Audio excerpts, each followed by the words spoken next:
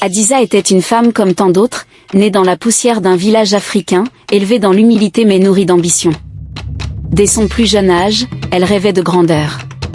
Pas seulement de confort ou de sécurité, mais de pouvoir, d'influence, de richesse extravagante. Elle voulait être admirée, crainte, vénérée. Elle s'était mariée jeune, par amour, à Bako, un homme honnête, travailleur, mais sans grandes ambitions. Il rêvait de cultiver la terre de ses ancêtres, pendant qu'elle rêvait de conquérir le monde.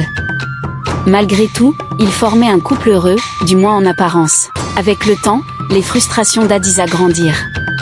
Chaque dispute portait sur l'argent, sur leurs rêves opposés. Bako ne comprenait pas pourquoi sa femme passait des nuits entières à observer les maisons des riches ou à feuilleter des magazines de luxe ramassés dans les poubelles. Un soir de pleine lune, alors qu'elle errait en ville après une énième dispute, Hadiza rencontra une vieille femme vêtue d'un voile rouge. Elle se tenait devant un portail noir, orné d'un symbole étrange. « Tu veux changer ta vie ?» demanda la vieille. « Et pourquoi tu crois que j'ai besoin de changement ? Parce que je vois ton âme brûler d'envie. » La femme lui tendit une carte. Au dos, il était écrit « Le club ». Un choix. Une richesse éternelle. Une seule condition. Hadiza, curieuse et affamée de succès, se rendit au lieu indiqué. Là, dans un manoir caché dans la forêt, elle rencontra d'autres femmes. Toutes étaient riches, puissantes, et froides. L'une d'elles lui dit, « Le prix pour nous rejoindre est le sang. Le sang du lien le plus fort que tu as dans cette vie. » Elle comprit, Bako.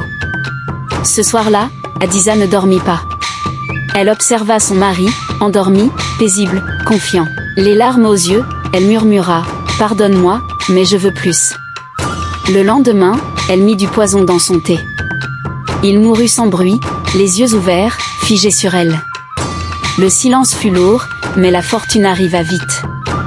Elle fut contactée, invitée à des soirées secrètes, reçut des dons, des investissements.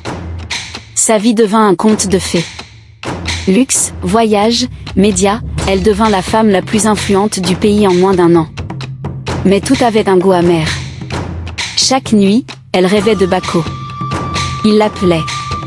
Parfois, elle l'entendait murmurer dans sa villa vide. Les miroirs reflétaient son regard, mais derrière elle, une ombre, la sienne. Elle tenta de se libérer. Prière, purification, voyage spirituel, rien n'y faisait.